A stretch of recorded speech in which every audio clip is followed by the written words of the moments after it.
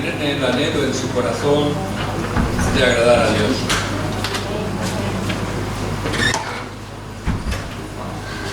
No oí nada.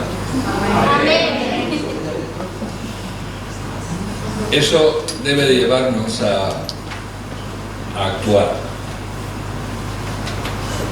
¿Y cuál debe de ser ese mover? Debemos preguntarnos si estamos haciendo realmente lo que Él nos pide, lo que realmente le agrada al Señor.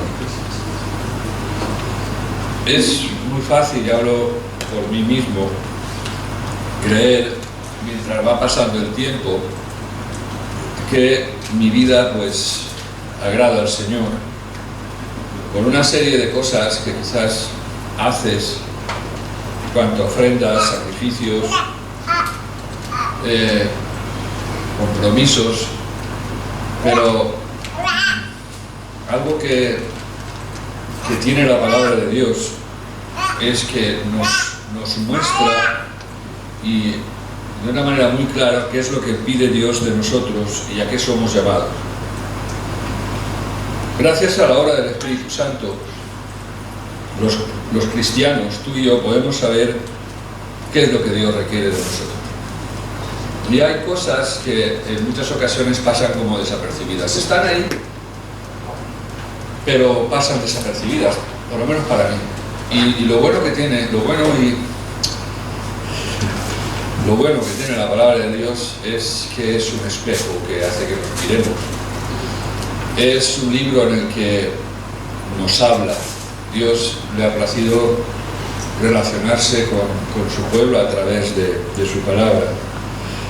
Y hoy en día, si los hombres y las mujeres permanecen ignorantes en cuanto a su deber con Dios, no es por otra cosa que por negligencia o por obstinación. John Knox fue un predicador protestante escocés y fue considerado el fundador de la Iglesia Presbiteriana de Escocia. Es reconocido como el padre de la Reforma protestante en Escocia. Y quisiera hacer esta introducción porque en esta mañana vas a tener que fijar tus oídos y tu mente no en lo que yo te diga, sino en lo que diga la palabra de Dios. Esto le pasó a María, reina de Escocia, como conocida María de Stuart, esposa de Enrique VIII, murió decapitada. Ella era católica, pero era una mujer muy interesada en cuanto al Espíritu Santo. Pero era una mujer que vivía en una confusión, estaba confusa en cuanto a lo que debía creer. Un día, María, reina de Escocia, le dijo a John Knox, en forma de queja: usted enseña una cosa y la Iglesia de Roma enseña otra. ¿Qué tengo que creer? Y Knox le respondió: señora, no debéis creer ni a uno ni a otra. Debéis creer a Dios que habla en su palabra. Y salvo en lo que estemos de acuerdo con ella, no tenéis que creernos a ninguno de los dos. Que en esta mañana esto sea una realidad. Y todo lo que podamos tomar, quizás que puede producirnos un choque en nuestra mente, podamos decirle al Señor: Señor, hazme estar atento a tu palabra y graba en mi corazón aquello que tengo que hacer que realmente te agrade. Vamos a orar. Señor y Padre, es tu presencia, es tu Espíritu Santo, eres tú quien tiene que hacer la obra en esta mañana. Estamos reunidos aquí con el único interés, el único deseo de escuchar tu palabra. Aún a pesar de nuestras creencias y de nuestras opiniones, quiero pedirte en el nombre de Jesús que nos ayudes a negarnos a nosotros mismos y que nos ayudes a someter nuestra mente, nuestro corazón a la autoridad de tu palabra. Haznos entender, Padre, haznos entender, y que podamos hacerte caso únicamente a ti. Por eso te pido en el nombre de Jesús que me escondas detrás de ti, Señor, y que lo que salga por mi boca sea dirigido por tu Espíritu Santo, llevado a las mentes y a los corazones, Dios, y que seas tú ministrando. Te lo pido en el nombre de Jesús. Amén. Vamos a compartir, voy a compartir con la ayuda del Señor un pequeño texto del libro de Miqueas. No es el Miqueas que tenemos, es Miqueas el profeta. Ya llegará. Ya llegará. Y quiero compartir un pasaje, la predicación. Voy a estar un poco hablando de qué es lo que hablaba Miqueas al pueblo de Judá y de Israel, porque al final los profetas en muchas ocasiones se comían unos marrones. La semana pasada estuvimos viendo a Jeremías y hoy vemos a Miqueas, que en realidad lo único que hacía era que en obediencia a Dios se tenían que presentar delante del pueblo a algo que no era agradable y que no nos gusta todavía hoy, a menos a mí, que vengan y me digan lo que está mal. No me gusta. Tenga razón o no tenga razón, pero no es algo que... Sin embargo, en obediencia a Dios, el profeta Miqueas proclama un juicio contra Israel y contra Judá debido a la hipocresía que estaban viviendo, una hipocresía religiosa, una adoración falsa que estas dos naciones estaban realizando. Y sus palabras, las palabras de Miqueas, también declararon, y vamos a verlo esta mañana, con mucha claridad, precisión y contundencia, un mensaje aplicable. Es un mensaje que podemos aplicar. Antes decía que como cristianos no tenemos excusa.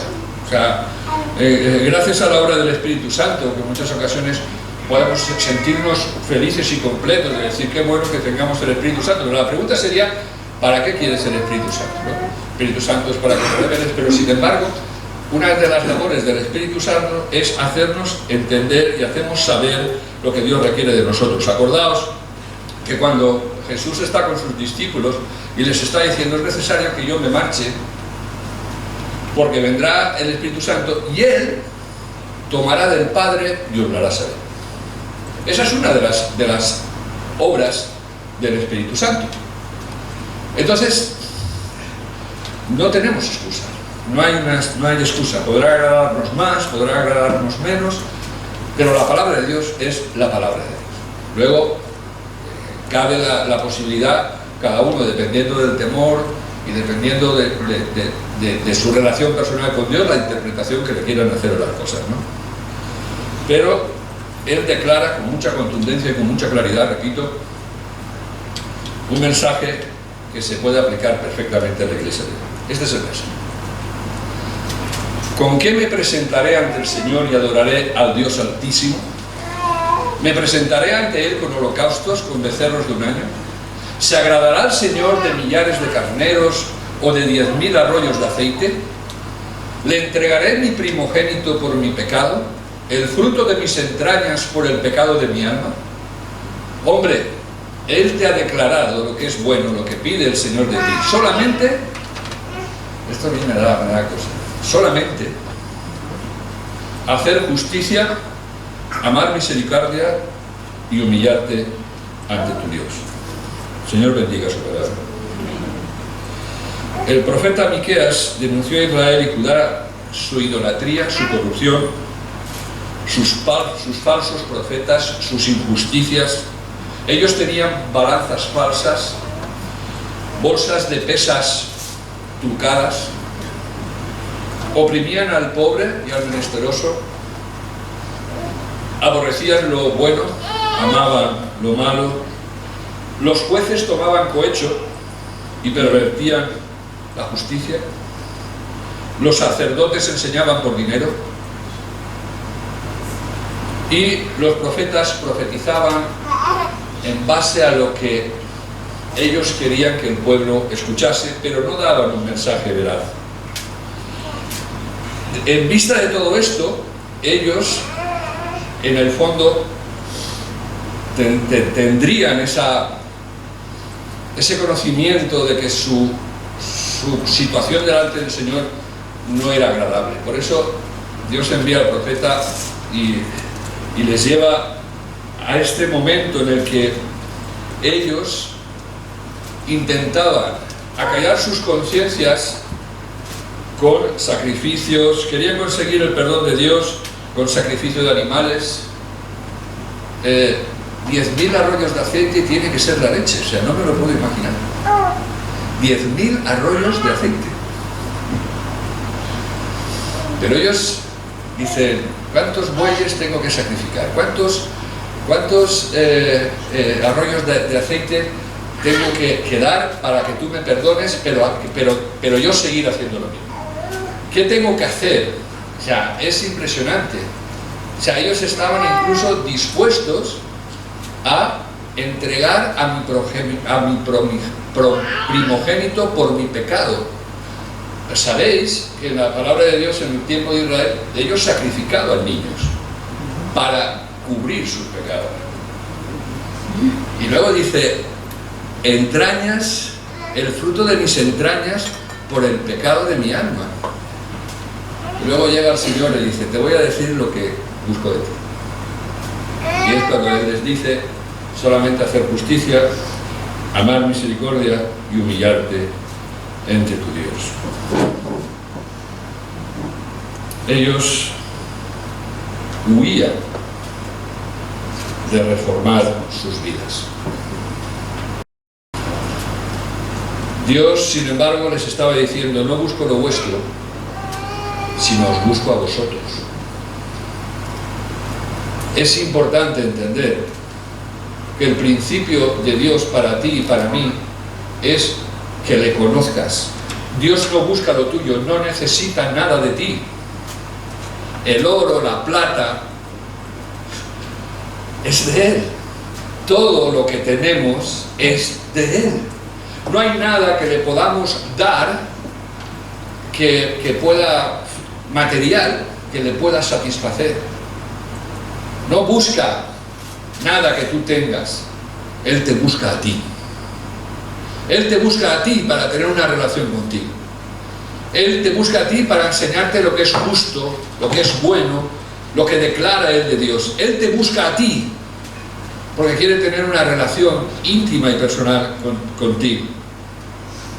A Él le interesa mucho más el espíritu que hay en nosotros que nuestras posesiones. Está mucho más interesado en nuestros corazones que en los toros y machos cabríos. Sobre toda cosa guardada, guarda tu corazón.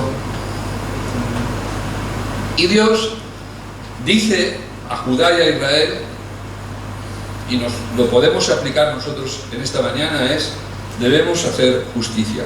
Hablar de justicia podríamos tener 3 predicaciones o 4, pero la profundidad de la palabra justicia, con la ayuda del Señor, yo quisiera presentárosla, porque Dios espera que una vez que hemos entrado en una relación personal con el Señor, desarrollemos un estilo de vida correcto en toda nuestra manera de vivir.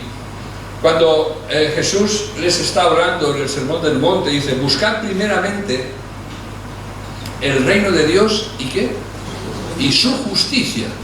Eso quiere decir que la justicia de Dios no tiene nada que ver con nuestra justicia. Por lo tanto, lo primero que tenemos que buscar a través de la revelación del Espíritu Santo en nuestras vidas en esta mañana, ¿qué es justicia? ¿A qué se está refiriendo cuando habla de justicia? Debemos ser dignos de confianza, honestos, sinceros, primeramente con nosotros mismos,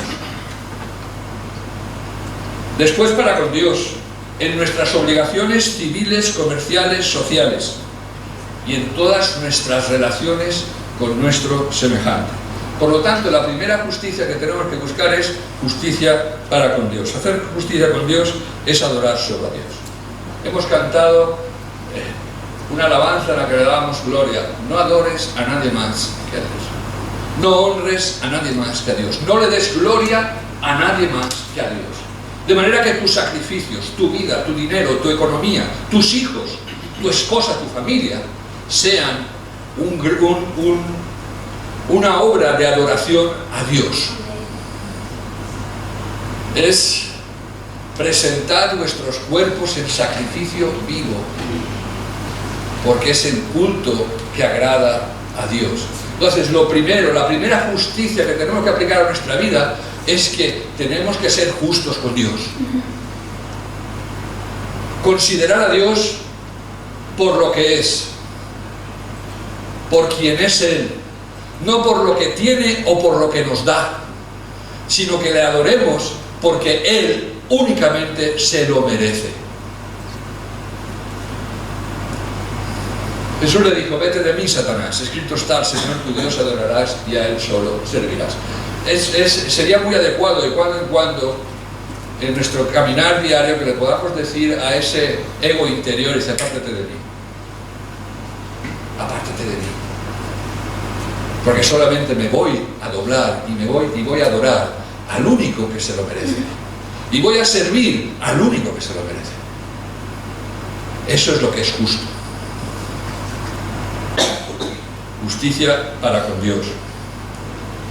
Justicia en nuestras obligaciones civiles. Y los fariseos le enviaron a algunas de sus discípulos junto con los herodianos y le dijeron: Maestro, sabemos que eres amante de la verdad y que enseñas con verdad el camino de Dios, y que no te importa el qué dirán porque no miras la apariencia de las personas. Dinos pues, ¿qué te parece? ¿Está permitido pagar tributo a César o no? Jesús, advirtiendo su mala intención, les dijo: ¿por qué me tentáis, hipócritas? Mostradme la moneda del tributo. Ellos le presentaron un denario. Jesús le preguntó: ¿de quién es esta imagen y esta inscripción? De César. Y entonces él dijo: dad pues a César lo que es de César y a Dios lo que es de Dios. Al oír esto se quedaron asombrados y se fueron. Si somos amantes de la verdad, si queremos enseñar la verdad, si queremos enseñar con verdad el camino de Dios, sin que nos importe lo que haga el vecino, sin justificarnos en las malas conductas, si queremos andar en la verdad y la palabra de Dios es verdad, si queremos obrar con el único interés de agradar a Dios sin mirar a nadie, solamente la enseñanza del Señor, tenemos que buscar su palabra. Pablo era conocedor de esta verdad y por eso le enseñó lo siguiente: toda persona debe someterse a las autoridades de gobierno.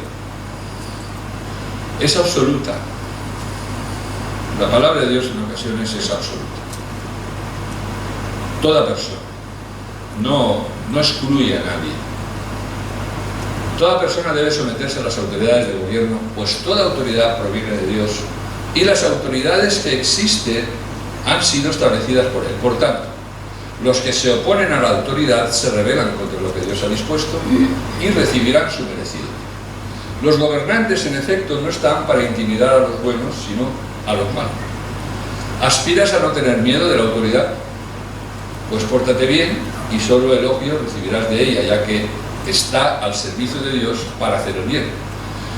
Pero si te portas mal, teme lo peor, pues no en vano está dotada de poderes eficaces al servicio de Dios para castigar severamente a los que hacen el mal.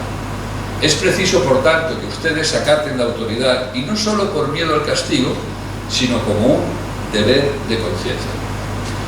Dígase lo mismo de los impuestos que pagan. Quienes se los exigen son como representantes de Dios, dedicados precisamente a ese cometido. Ustedes den a cada uno lo que le deben. Paguen los impuestos y demás tributos a quien corresponda y den respeto y honra a los que están en autoridad. Ahora viene la pregunta interior de María de Escocia. ¿A quién hago caso, Señor?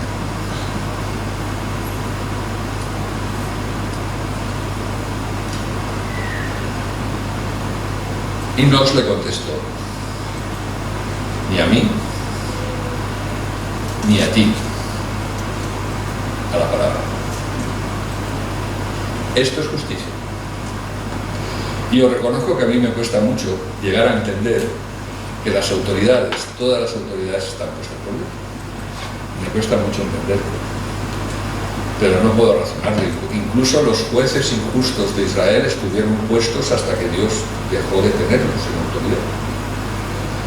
Pero lo que me enseña esto, que lo que es justo es que yo me tengo que someter al gobierno civil, a las normas civiles, aunque para mi pensamiento sean injustas. Y entonces entro en la justificación y no cumplo lo que realmente dice la palabra que es justo.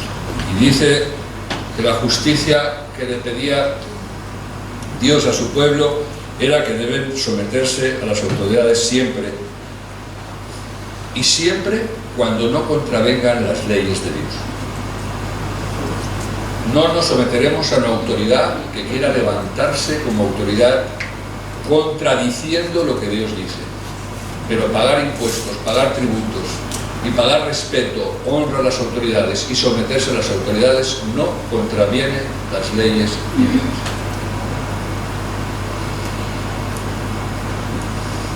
Justicia con nuestras responsabilidades sociales. Cada uno estamos puestos por Dios en sitios que Él ha permitido, que son permitidas por el Señor, y vamos a ver la justicia que pide Dios a los jefes. Amos, haced lo que es justo y recto con vuestros siervos, pues sabéis que vosotros también tenéis un amo en los cielos. Lo que está diciendo es: trata a los que están bajo tu autoridad como tu jefe te trata a ti. Es muy fácil, pero luego se crean una serie de condicionantes que hacen que nos posicionemos como María de Escocia. ¿A quién hago caso? Ejerzo mi propia justicia. Jeremías dice: ay del que edifica su casa sin justicia y sus salas sin rectitud, y se sirve de su prójimo de balde sin darle el salario de su trabajo.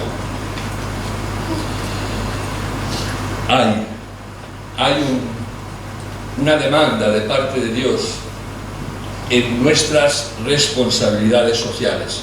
Dios nos ha puesto en lugares concretos que tenemos que ejercer nuestro rol, y ese rol tiene que estar bajo la cobertura, bajo las normas y bajo la dirección del Espíritu Santo. Muchos, la única Biblia que van a ver va a ser a ti, porque son incrédulos, porque igual le quieres regalar una Biblia y no te la van a aceptar, pero tus actos, tus conductas, tu manera de relacionarte, tu manera de moverte va a hablar mucho más de lo que tú le quieras contar. Hace mucho tiempo entendí, tenía que hacer unos portes, todos los días salía con un camión, tenía que ir a una casa a recoger muebles, a dejar muebles, y te estoy hablando del año 90, hace muchísimos años. Y estaba y llegaba y entraba en una casa y veía muchas cosas y tenía pues una mezcla de vergüenza, de si hablar, si no hablar, si decir, si no decir, hasta que un día el Señor me dijo: ¿por qué te crees que cuando te levantas te subes en un camión y yo permito que vayas a la casa? ¿Porque hago bien el trabajo? Sí. Digo, pero tú no tienes que perder la misión de evangelizar, estés donde estés y vayas donde vayas. Y el Señor me lo mostró como un privilegio, porque cada día entraba a una casa donde por lo menos había una persona. La posibilidad de hablar a esa persona del Señor. Cuando Jesús está enseñando el Padre Nuestro, dice: el pan nuestro de cada día, dánoslo hoy. Dice: dánoslo hoy. No dice: dámelo hoy. Y también aprendí del Señor, el Señor me mostró que esa oración es para que Dios me dé pan para dar a otros. Porque hay muchas personas que pasan mucha hambre de justicia. Y el pan, Dios me lo da para que yo pueda dar de comer a personas que están hambrientas de injusticias, de malas formas, de agresiones, de enfermedades. Hay también una justicia que Dios pide a los empleados.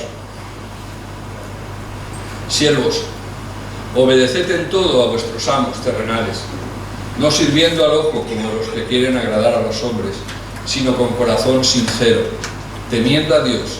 Y todo lo que hagáis, hacedlo de corazón, como para el Señor y no para los hombres, sabiendo que del Señor recibiréis la recompensa, porque a Cristo el Señor servís. Mas el que hace injusticia, recibirá la injusticia que hiciere, porque no hay acepción de personas. Obedeced en todo a vuestros amos. Pedro aún va más allá. Pedro, en una carta, en la primera carta de Pedro, dice que nos sometamos a los amos, y no solamente a los que son fáciles de soportar, no solamente a los agradables, sino a los que son difíciles de soportar. Dice, porque esto agrada a Dios. Por lo tanto, vemos que hay una petición de obrar en justicia, tanto para los que están en autoridad como los que están trabajando. Y ambos, el mensaje de ambos es el mismo: pon tus ojos en el Señor. Y cuando mires a un siervo, míralo como Dios te mira a ti. Y cuando mires a un amo, míralo como si fuera el Señor mismo. Y que lo que estás haciendo, todo lo que estás haciendo, ahí donde tú estás trabajando, hazlo como si quien te paga fuese el Señor. Porque así nos va a costar menos soportar las injusticias. Porque a las injusticias, a verlas, haylas. Y las habrá. Pero yo soy quizás el primero que puedo hacer injusticias porque no me estoy enfocando bien. Porque no he pasado en muchas ocasiones por este pasaje y poder llegar a entender qué es lo que me está pidiendo Dios cuando Dios me pide que haga justicia. Justicia que nos pide Dios hacia nuestro prójimo. Debemos ejercer la justicia a nuestro prójimo del mismo modo que Dios ejerce su justicia hacia nosotros. Y esto conlleva articular mi vida en torno a valores que incluyen la solidaridad, la compasión y el cuidado activo del prójimo. El ayuno que yo escogí no es más bien desatar las ligaduras de unidad, soltar las cargas de opresión, dar libertad a los quebrantados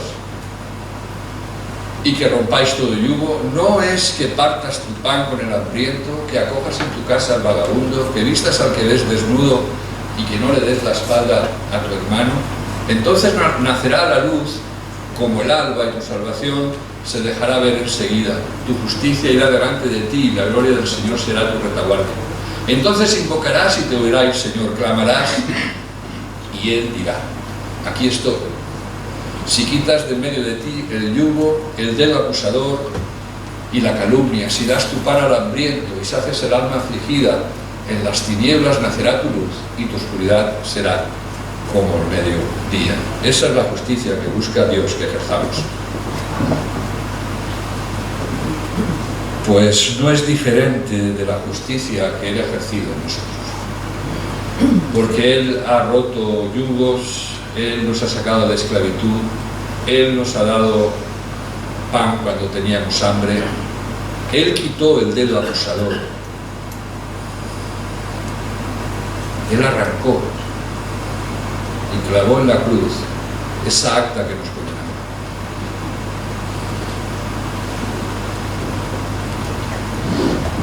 Amar misericordia. Ay. Esta es una cualidad superior a la justicia. Mientras que ser justo significa dar a cada uno quizás lo que se corresponde, la misericordia implica bondad, compasión y amor, aun por aquellos a quienes podamos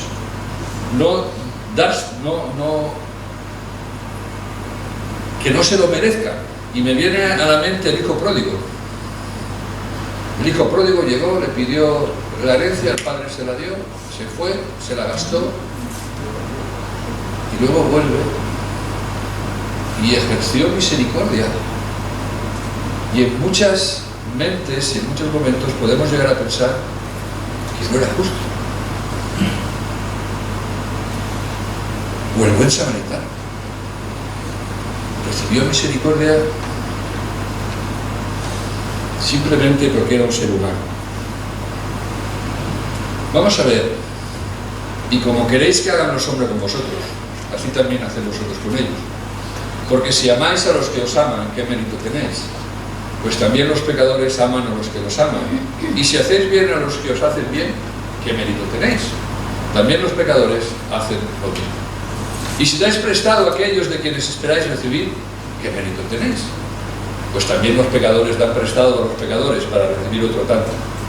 Más bien, amad a vuestros enemigos y haced bien y dad prestado sin esperar ningún provecho. Entonces vuestra recompensa será grande y seréis hijos del Altísimo, porque Él es benigno para con los ingratos y los perversos. Sed misericordiosos como también vuestro Padre es misericordioso. Y me viene a la mente ese mensaje de Dios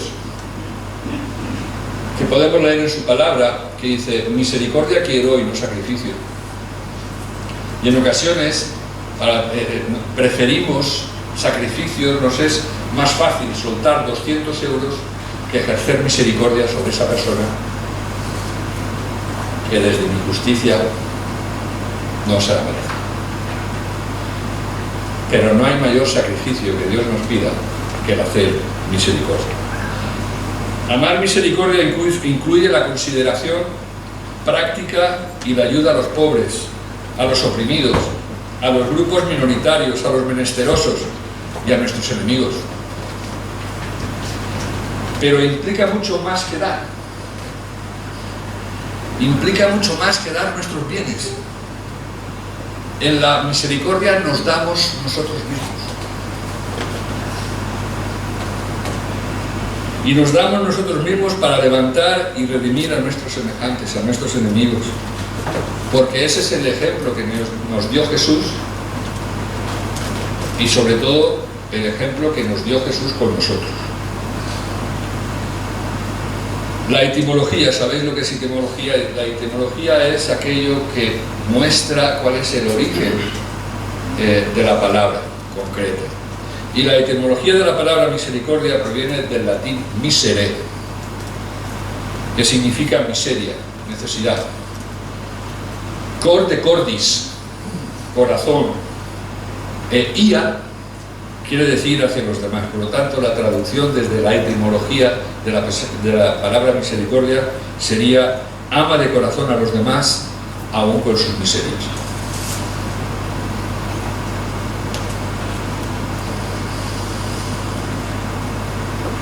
¿Cuántas miserias dejó de mirar Dios cuando nos llamó y tuvo misericordia de nosotros? ¿Y a cuántas personas no podemos conseguir perdonar ni tener misericordia porque fijamos nuestros ojos en sus miserias? Pero misericordia significa amar con esas miserias. Lo demás, así como Dios nos ama y tiene misericordia de nosotros y nos perdona, aún con nuestras miserias, ¿por qué oramos muchas veces? Yo lo he escuchado en las reuniones de oración. Gracias, Señor, porque tus misericordias son nuevas cada mañana. Porque somos conscientes de nuestras miserias. Por eso oramos. Pues eso mismo tenemos que hacer hacia aquellos que no merecen misericordia, que cada mañana mis misericordias hacia esa persona sean nuevas. Y puedo hacerlo con la ayuda del Señor, para agradar al Señor, porque la primera justicia, acordaos, que es honrar y adorar a Dios. Y adoramos a Dios haciendo estas cosas. Shakespeare reflejó estos sentimientos bíblicos cuando escribió El mercader de Venecia. Fíjate, dice: la cualidad de la misericordia no es forzada, cae como el suave rocío del cielo sobre la tierra, es 2 veces bendita, bendice al que da y al que la recibe. Jesús lo dijo así: bienaventurados los misericordiosos, porque ellos alcanzarán misericordia. Santiago aún lo hace más radical, porque habrá juicio sin misericordia contra aquel que no hace misericordia. La misericordia triunfa sobre el juicio. ¿Sabes por qué nos cuesta a veces hacer misericordia? Porque cuando miramos a la persona, miramos la miseria de la persona. Y cuando miramos la miseria de la persona nos lleva a hacer juicio. Y la Biblia dice que no juzguemos, sino que hagamos misericordia. Y la palabra es muy penetrante. Habrá juicio sin misericordia contra aquel que no hace misericordia. Y la misericordia triunfa sobre el juicio. Y cuando yo vi la profundidad de esta palabra, el significado que contiene, su profundidad, no solamente me enseña cómo ha sido ejercida sobre mi vida, sino lo más importante, cómo tengo que ejercerla sobre los demás. Me sorprende y me quebranta, cuando veo la grandeza de Dios, la misericordia de Dios. Pero donde me lleva cuando yo leo este pasaje es cómo tengo que ejercer yo la misericordia hacia Dios. No como Él lo ejerce hacia mí. Dios me dice que tengo que ser misericordioso como Él es misericordioso. Y lo último que dice es humillarte ante tu Dios. Hay una traducción en la palabra que dice: y caminar humildemente con Dios. Caminar humildemente con Dios tiene que ver con nuestra relación con Él. Y es interesante cuando ves la palabra que es traducida desde el hebreo, aquí, humildemente, es la palabra sana, T-S-A-N-A, y significa modesto y sumiso. Estas son las 2 cualidades que requiere del verdadero adorador: no jactancioso y sometido en todo a Dios, sumiso.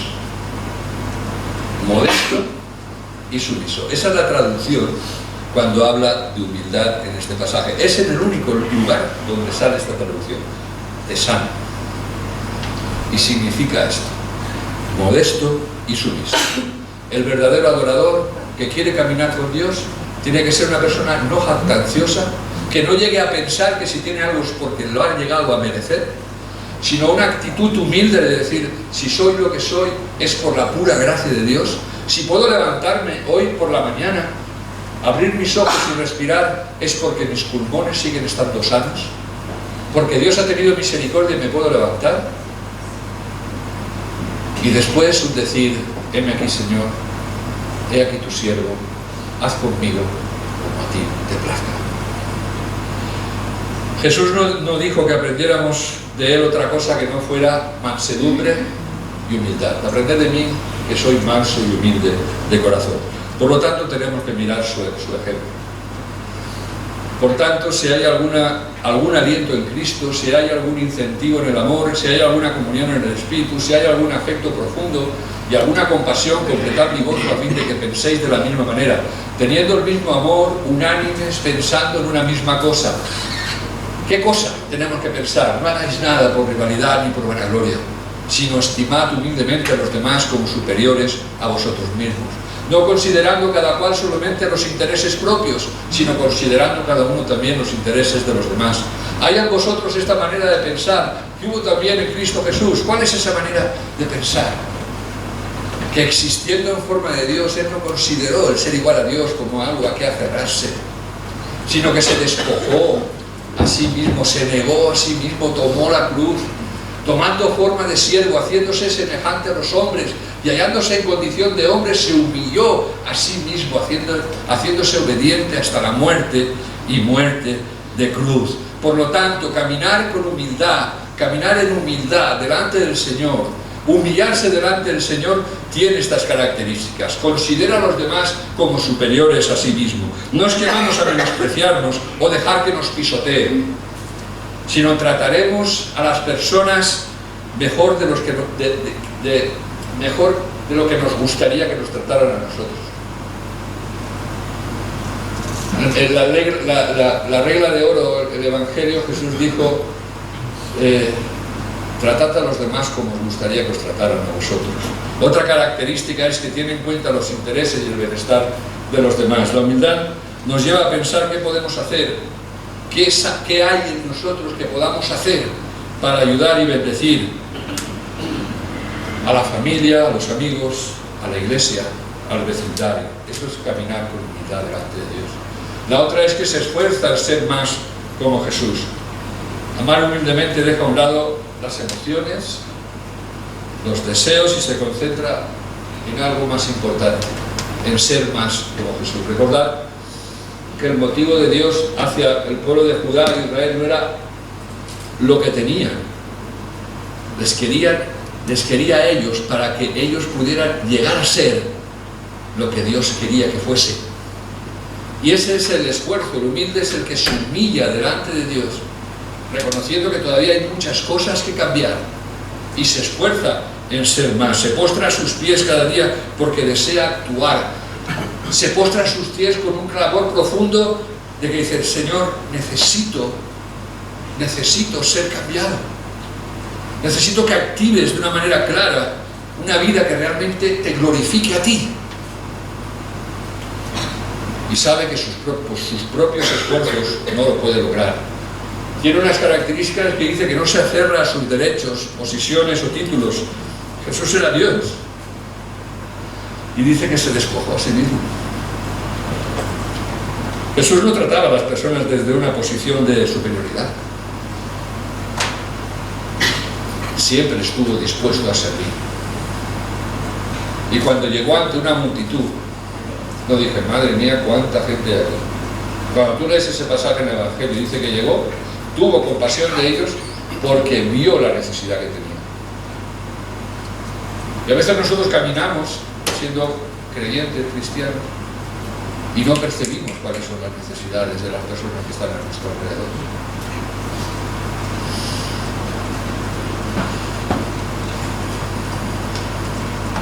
Y último, obedece siempre a Dios. Jesús estuvo dispuesto a obedecer. Y dice que obedeció hasta la muerte. Y esa es una de las muestras más claras de la humildad. La obediencia a Dios.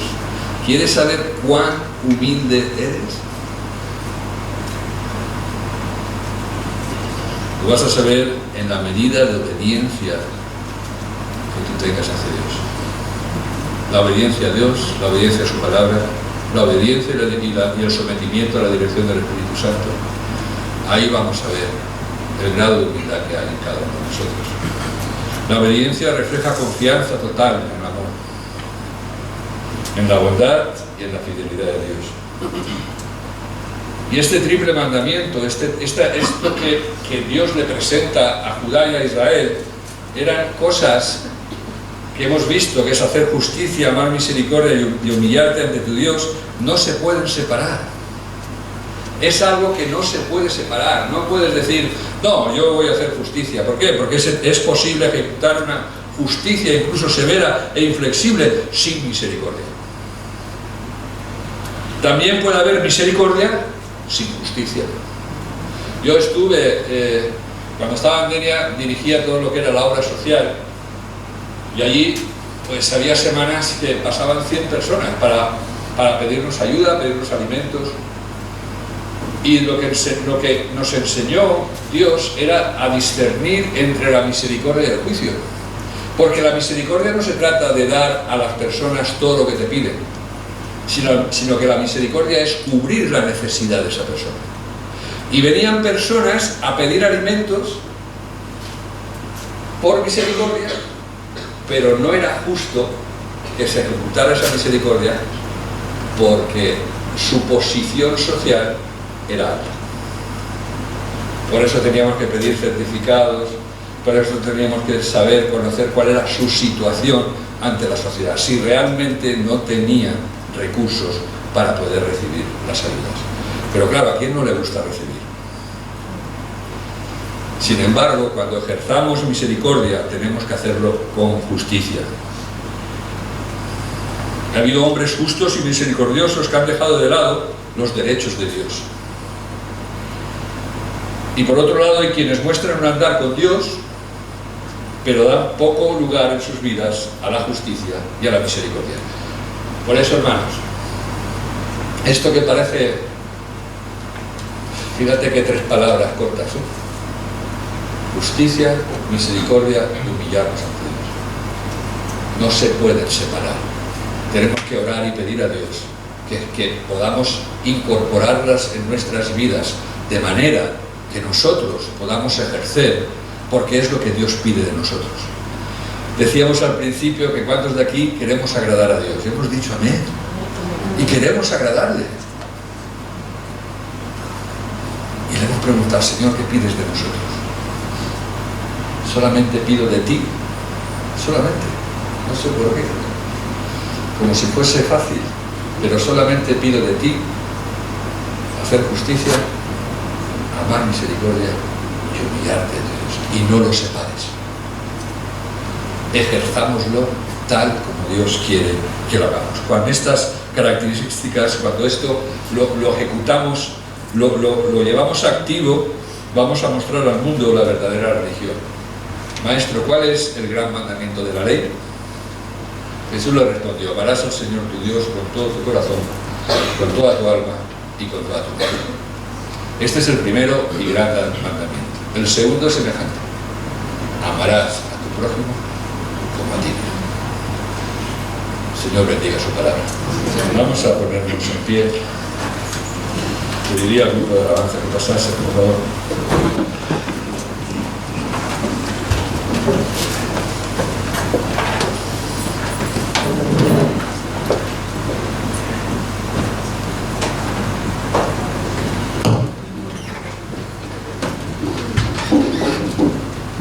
Vamos a terminar adorando al Señor. Y además de adorar, yo te invitaría que pudieras hablar con el Señor de una manera sincera. Él te ha pedido algo. Y quisiera que recordaras ese encuentro que tuvo María Estuardo con John Knox, a quien hago caso. Hazle caso a la palabra. Si has oído palabra, si has escuchado palabra, si el Espíritu Santo te ha mostrado qué es lo que pide Dios de ti, qué es lo que está pidiéndote de ti, es el momento de entrar a su misma presencia. Estamos en la presencia del Señor y por eso la alabamos. Damos gracias a Dios porque aún sin merecerlo, el Señor está aquí. Y es un momento para adorar, y es un momento para esa manera de adorar, de decir: Señor, me rindo porque me doy cuenta que no soy justo, ni amo misericordia, ni vivo humillado delante de ti, pero quiero, Señor, quiero, lo anhelo, lo deseo adorarte a ti, deseo ser justo con mi prójimo, deseo ser justo con mis empleados, deseo ser justo con mis amos, Señor. Y quiero amar con esa misericordia que tú quieres que ame. Quiero ser humilde, quiero caminar con humildad. Ahí con tus ojos cerrados. Es tiempo de que tú busques al Señor. Que te presentes delante de Dios y que le digas lo que quieras decir. Vamos a orar.